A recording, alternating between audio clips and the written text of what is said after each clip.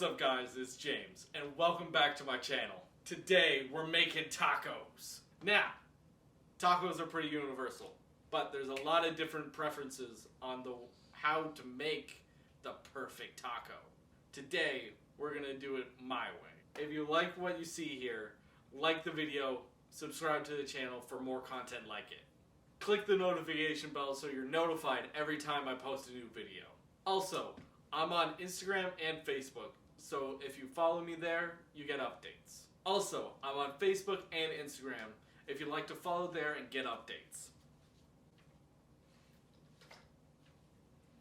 Okay. Also, I have a TikTok. We're having fun over there if you'd like to come join. No? Do that again? I'm just trying to be quiet. Okay. You're doing good. Okay. Now, for the video. First on the agenda is to make Pico De Gallo from my Binging Babish cookbook. I'll leave a link in the description for you. You should start by finely dicing a medium onion. And remember to use the claw method I mentioned last week. You need to dice one jalapeno. I did it really fine so it adds flavor but not too much heat. If you want more heat, add more than one jalapeno or add a spicier pepper that you like the most. Comment what your favorite type of pepper is.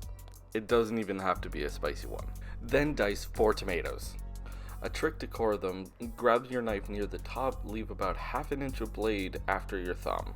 Then cut the core thing out by having your knife on a slight angle and spin the tomato around till the core comes out.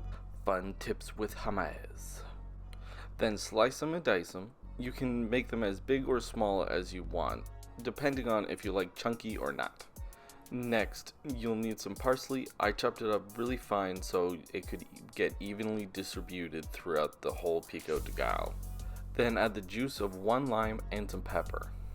Then mix that bad boy up until it's nice and incorporated. When it's all incorporated, you can set it aside until you're ready to eat. It makes about 2 cups or about 500 milliliters of Pico De Gallo.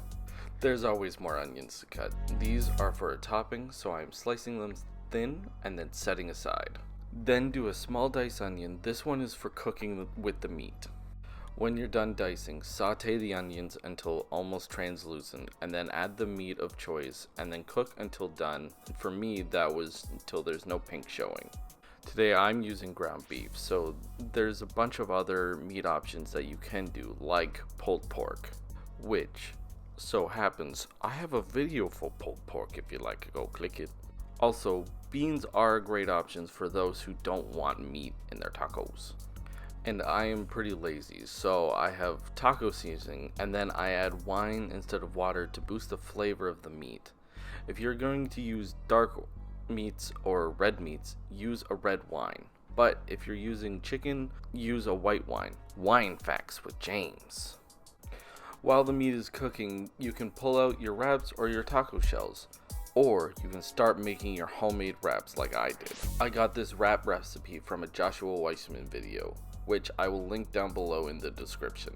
For the wraps, you will need 2 cups of flour in a bowl, 1 teaspoon of salt, ½ teaspoon of baking powder, then add 3/4 cup of really warm water at around 110 to 115 Fahrenheit. Before that, add 1/4 cup of vegetable oil. I use canola since that's what I had on hand. Then mix until it starts forming a shaggy dough ball, then knead for 3 to 5 minutes until the ball is nice and smooth. Also, don't forget to keep an eye on the meat that you're cooking on the side. Then wrap up the dough and then let it rest on the counter for about an hour. Then prep the rest of the veggies you want to saute with your onions that you sliced earlier. I did some red and green bell peppers so it added some nice color to it. So I cut my peppers into little sticks so it has nice presentation when you put it on top of your tacos. After they're all sliced up, start sauteing them till they're nice and soft and tasty, and add a little bit of salt to draw out the liquid. When your timer goes off, you can start making the wraps. I divided mine into 6, which made more like burrito wraps than tacos. So if you want smaller wraps, cut it into 12 instead. As you know from my pizza video, circles don't like me. Oh, would you look at that? It's in the top right, ready for clicking. Also, I can't roll to save my life, but that's okay. Practice makes perfect. When you are done making the wraps into the shapes they want to be, definitely not circles, you need a dry pan preheated to about medium heat to cook the wraps. Cook them on each side for 45 seconds, and then have a plate ready with clean tea towels to keep them warm and soft while you finish the rest. Once all that's done, it's taco time. I use some shredded marble cheese, Pico De Gallo, the beef, some queso, spinach, and the onions and peppers.